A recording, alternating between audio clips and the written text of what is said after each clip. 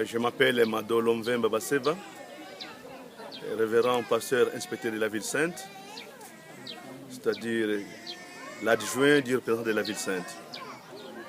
Et la ville sainte, c'est un territoire, du point de son statut particulier, est un territoire ecclésiastique qui jouit d'une autonomie de gestion.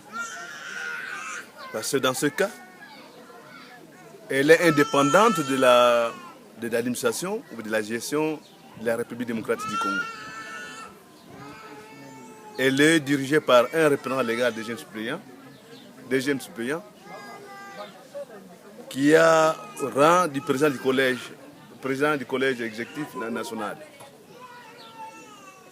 L'administration, à part ce camp, l'administration de la ville sainte, à part les 4 camps et la cité sainte, sous son administration, les sections ecclésiastiques ou les secrétaires ecclésiastiques de Mbazansanda, Gombe Matadi, Kianamwenvo, Malanta, Ntimansi, Uto Nazareth, Mazeza, Kinkoni, Nsumba et la section Kamba.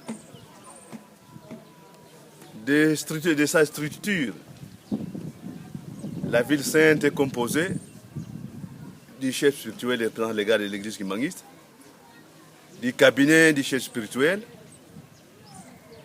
du conseil de la ville sainte et de la représentation de la ville sainte.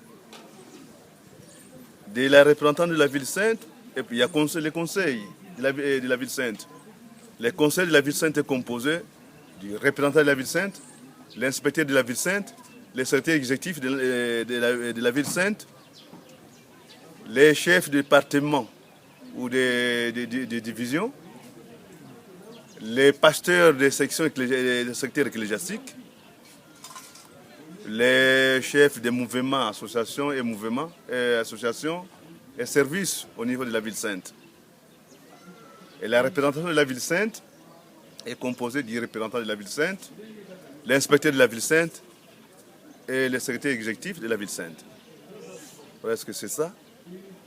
Parlant un peu des mots de ce qu'est la ville sainte, Nkamba. Okay. Comme nous venons de dire, il y a plusieurs départements. Et les activités des départements, parmi lesquels il y a le département de la santé.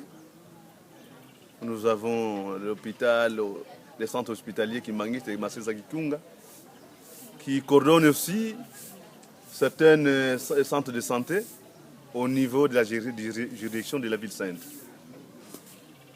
Il y a aussi le département de l'éducation et culture, qui est les écoles conventionnelles Kimbanguiste. Nous avons ici la conseillerie résidente des écoles conventionnelles kimbanguistes. Et en Kamba, nous avons plusieurs écoles, plus de 4 écoles primaires, 4 écoles secondaires, et puis certains centres sociaux aussi, pour promotion sociale. Au niveau du développement, certains développements, agriculture et élevage, nous avons le département de l'économie et développement kimbanguiste, qui est la technicité du développement. Et pour ça, nous avons beaucoup de centres agricoles, élevage, ici, mais l'apiculture et pisciculture. Ici en Kamba, nous descendons en bas, dans cette vallée de Kwembumbu, nous pouvons trouver des étangs de pisciculture. Et nous avons aussi la forêt aussi, vers la source bénite. Nous avons aussi certaines riches, ce qu'on appelle des caisses, pour l'apiculture, l'élevage des abeilles pour récolter le miel. Parce que les miels que nous utilisons pour la Sainte-Seine, nous les produisons nous-mêmes. Et nous avons aussi la rizière ici. Nous avons l'élevage de poulets à Nzundu et plusieurs autres centres aussi. Des maniocs, des soja, arachides, maïs, etc. Ok. Comme nous le savons, le ministère de Papa Simwanga a commencé le 6 avril 1921. 2 mois après, c'est-à-dire le 6 juin, l'Nkamba a été envahi par la force coloniale et occupée, qui sont restés durant 40 ans. Et à partir du retour du corps de Papa Simon, Papa Simon Kimbangu, en Kamba, c'est au mois d'avril,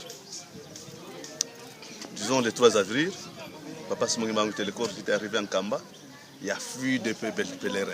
C'est comme en 1921, qui viennent soit des bénédictions, soit pour des maladies chroniques, soit pour des maladies spirituelles, et soit pour venir travailler, pour qu'un Kamba doit être, la ville sainte doit être construite.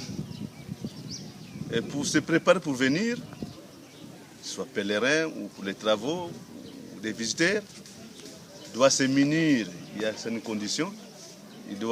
Pour les chrétiens, il doit se munir de sa carte de chrétien. Il doit se munir d'un témoignage ou une recommandation. Et puis il doit se préparer pour son billet, aller-retour. Et puis pour la restauration de la provision. Presque c'est le minimum des conditions, peut-être ce qui est demandé pour arriver en Kamba. Et puis tenir compte, on tient compte, il y a des recommandations, des préceptes ou des recommandations. Quand on y arrive, en Kamba on doit se déchausser, on ne doit pas parler, on doit pas, peut-être la voix plus élevée qu'on peut entendre, c'est les cantiques. On ne doit pas, pour les mamans, ils doivent porter des mouchoirs de tête. Pour les papas, ils doivent pas porter des chapeaux. Sauf pour les militaires, policiers, scouts, Croix-Rouge et les surveillants. Et presque c'est ça, les conditions.